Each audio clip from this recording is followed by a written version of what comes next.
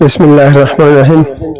د ټول اول راغلو مېلمنو ته او ټول ملګرو ته السلام علیکم ورحمت الله وبرکاتہ.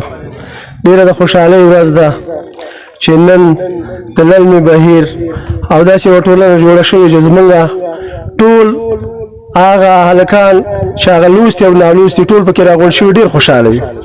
خدای م خوشحاله الله. څه وختونه وو او څنګه بېغمي وه، څه وختونه وو او څنګه بېغمي وه، بل په مینه به یو بل سره سیالي وه. اتفاق او اتحاد به وبانډو کې، اتفاق او اتحاد به وبانډو کې، که به کلي او که ښار کې زندګي وه.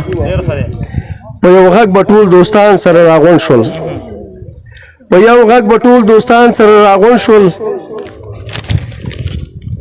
نه په مینه مړېدل وه، خوشحالي وه. مشورې به بې مطلبه وي یارانو، مشورې به بې مطلبه وي یارانو، د یو بل سره به کلکه ورورولي وه. د مطلب به پکې څرک نه و دوستانو، د مطلب به پکې څرک نه و دوستانو، د نظر د ورکولو ازادي وه. د هر دوست د نظر وزن به چې زیات و، د هر دوست د نظر وزن به چې زیات و، بس د ټولو به هغه ته سلامي وه.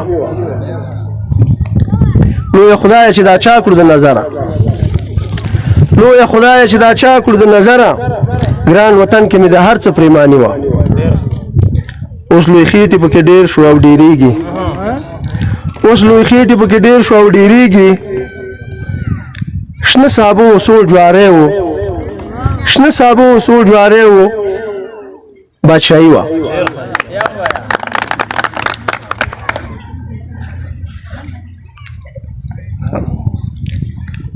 بې غیرته پکې ډېر شو غیرت ورک شو، بې غیرته پکې ډېر شو غیرت ورک شو.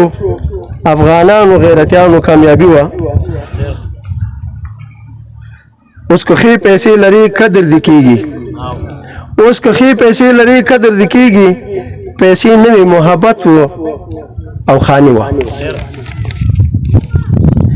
معلومیږي اخلاص ورک شو فضل نوره، معلومیږي اخلاص ورک شو فضل نوره. خدای په امان درنه روان شوم کوم وروري وه.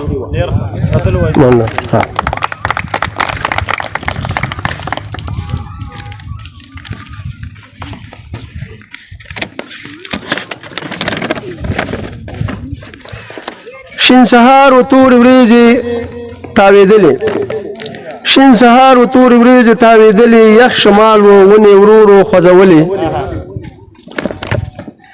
ملا بانګ و خلک ټول په خوب ویده وو، ملا بانګ و خلک ټول په خوب ویده وو، ولې ډکې د اوبو نه بهېدلې. په اسمان کې د برېښنا پړکا شروع وه، په اسمان کې د برېښنا پړکا شروع وه. جنکۍ د خوب ورو ورو ویښېدلې. د خټینې کلا څنګ کې ګڼ نالګي وو، د خټینې کلا څنګ کې ګڼ نالګي وو. میوهدار و میوې لاندې تویېدلې. په کرار کرار د غرو څوکې ښکاره شوې، په کرار کرار د غرو څوکې ښکاره شوې. په نښترو کې رڼا اوچتېدلې. زه هم ووتم د باندې د خپل کوره، زه هم ووتم د باندې د خپل کوره. زړه نازړه مې یو خوا بل خوا ته کتلې. هوا یخه وه څادر مې ځان نه تاو کړ، پاس کرار کرار شیلې راووتلې. پورته کلي کې هم ورېځې مېلمنې وې، پورته کلي کې هم ورېځې مېلمنې وې. دا د غره لمن کې واورې ځلېدلې.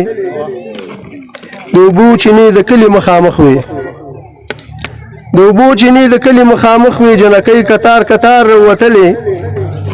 خوشبویي د غره د بوټو راخوره وه، خوشبویي د غره د بوټو راخوره وه. خو په ټوله کې بادشاه او بوی د سنځلې. فضل نوره معلومیږي غرنی یې، یو ځل راشه مونږ به لار درته نیولې.